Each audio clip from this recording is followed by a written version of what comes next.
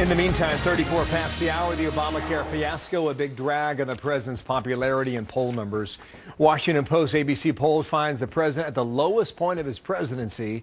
A sizable majority now, 57% of Americans oppose Obamacare. In that poll, that's the highest number to date.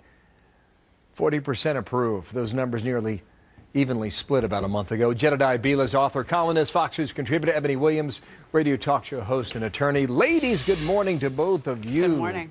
Jedediah, how low will they go? You know, I don't know how low they'll go. It depends on how the policy pans out. But what's interesting to me is that Barack Obama's personal likability and personal credibility is at stake now. This is the guy who many, despite his policy, whether they agreed with it or not, felt that was telling them the truth, felt that he was the kind of guy they'd want to sit down and have a beer with. Now he's the kind of president that has lied to them. That is very difficult to overcome. And I think if you couple that with bad policy, with the fact that they were warned about this website, we're now seeing reports that they were warned in March, when we're seeing reports that this is going to affect the employer market a lot more than they thought. People have already lost their plans, are unable to get on the exchanges. If they can get on the exchanges, they're seeing costs that are 2 and 3 times the cost of the plan they had. I think they feel betrayed by the president, and I think that's something that's going to be very difficult for him to overcome at this point. I tell you, the White House is looking for good news on this, and frankly, so far it's not happening. Ebony, what do you believe? What do you think about this?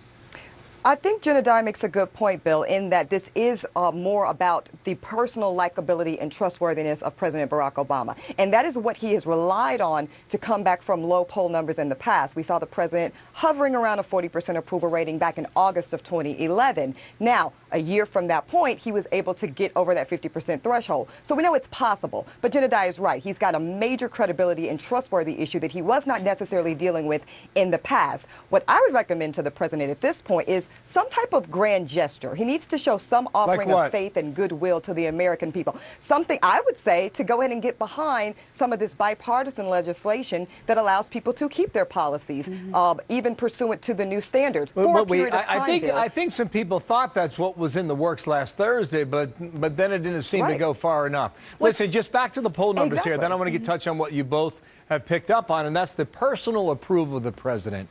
How good it has been and strong it's been for more than 5 years. It's really seemed to hold him up for a long time until you see numbers like these. This is a question about approve or disapprove the way that he's handling the implementation of the new law. 63% disapprove.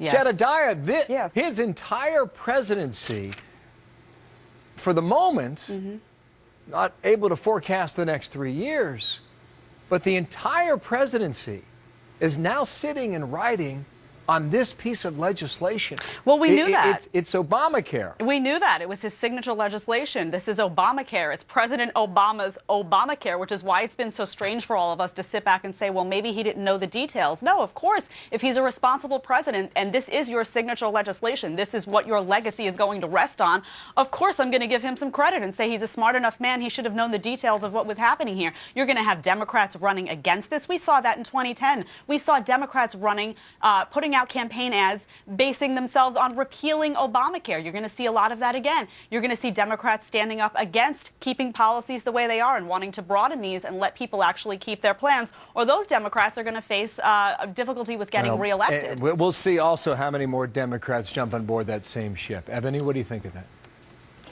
Yeah, I tend to agree with a lot of that. I'm a part of that disapproval of the handling the president has done so far with this. The messaging has been sloppy, Bill, but this is what the president needs to do. It is time for plain talk. No more broken promises. No more the website's going to get fixed by the end of the month when we all know likely that's not going to happen. Plain talk, be direct, address the shortcomings, address the... Jedediah, it's not going to matter. Jedediah, you want that, but do you expect that? I don't expect it, and it's not going to matter because it's bad policy. The bottom line is the policy is bad. Do you expect that then?